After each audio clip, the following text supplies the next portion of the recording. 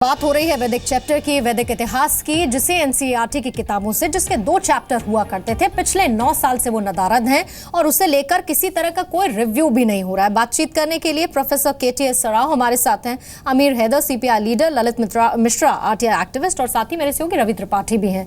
ललित मिश्रा हमारे साथ स्टूडियो में हैं।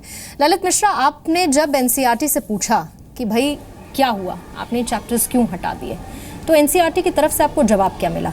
दूसरी चीज, क्या आपको ये लगा कि शायद अब इस पर रिव्यू किया जाए, इसे दोबारा से शामिल किया जाए, जो ऑब्वियसली स्टूडेंट्स की बेहतरी के लिए होगा?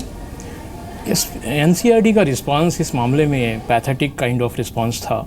वो अनविलिंग थे कि इसको रिवील किया जाए। मुझे बार बार उन्हें एस्केलेट करना पड़ा इस मैटर को, तब इसका जवाब मिला है। और जो एक विचारधारा की बात आप लोगों ने पहले की है, तो मैं आपको उदाहरण देना चाहूँगा इतिहास से कि पहले आईएसआईएस ने हिस्टोरिकल मोनूमेंट्स डिलीट करे हैं, डिस्ट्रॉय करे हैं सीरिया में। उसके बाद अलकायदा ने हिस्टोरिकल मोनूमेंट्स डिस्ट्रॉय करे हैं स्वात वैली अफगानिस्तान में। और इंटेलेक्चुअल वर्ल्ड में एनसीईआरटी ने भारत में भारत के ही वैदिक इतिहास को इरेज करके, मिटा करके यही एग्जाम्पल सेट किया है। चूँकि जिन्होंने इस वैदिक इतिहास को मिटाने में जिनका जो शामिल थे, वही लोग आरटीआई का भी जवाब दे रहे थे, तो उन्हें बड़ी कठिनाई हो रही थी। उनके जवाब में उन्होंने ये नहीं कहा है कि उनकी कोई योजना है कि वैदिक इतिहास को दोबारा शामिल किया जाए। नहीं, लेकिन आप ये जो इंटरनेशनली चीज़ें लेके जा रहे हैं सीरिया, कैसे आप इसे कनेक्ट एनसीईआरटी से कैसे कनेक्ट कर रहे हैं? इसका कनेक्शन है, एक विचारधारा होती है। जो लोग होते हैं, खास तरह की सोच रखते हैं, वो अपनी विचारधारा दूसरे लोगों पर थोपना चाहते हैं।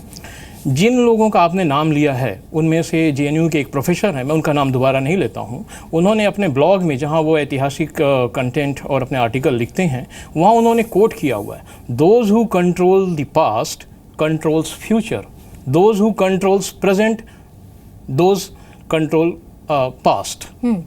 सो जो पास्ट को कंट्रोल करते हैं वही फ्यूचर भी कंट्रोल करते हैं, और जो पास्ट को वही कंट्रोल कर पाते हैं जो वर्तमान कंट्रोल कर रहे हैं। ये एक विचारधारा की तरफ साफ साफ इंडिकेशन है।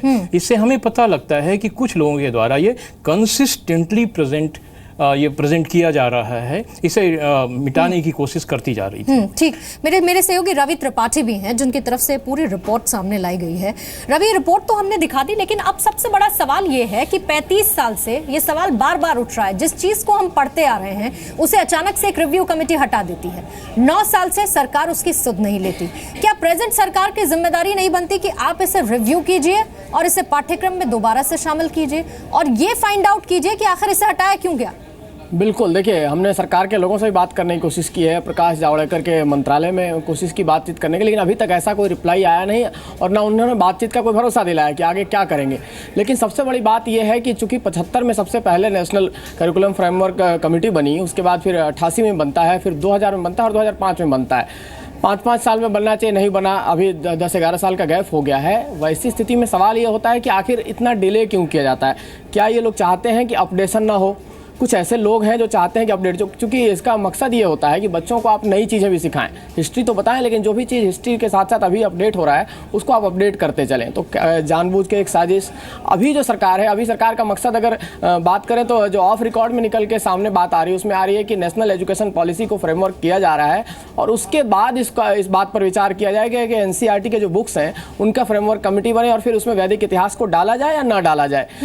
कांग्रेस का आपने सुना कि कांग्रेस कह रही है कि अगर हमने गलती की है तो आप सुधार लें, तो कांग्रेस तो यार आप लगा बच जाएगी। लेकिन तत्कालीन सरकार जो है, जिस पर ये दबाव होगा, क्योंकि इस तरह की बात वो लोग करते हैं, क्योंकि जब सरकार 2004 में अटल जी की गई थी, तब तुरंत जब यूपीए की सरकार आई। लेकिन सबसे बड़ी बात तो ये है कि अगर तब आपसे एक कमेटी ने कह दिया कि आप इस चैप्टर को हटा लीजिए, तब उस समय यूपीए सरकार ने इसे लेकर कोई क्वेश्चन नहीं किया। आज की सरकार पे आप कह रहे हैं कि इसे आप हमने गलती की है तो आप इसे सुधार लीजिए, आप इसे वापस से शामिल कर लीजिए। लेकिन कब तक? क्योंकि रिव्यू तो 5 साल में होना होता है, 9 साल का वक्त बीत चुका है, लेकिन सरकारें ऐसे बैठी हैं।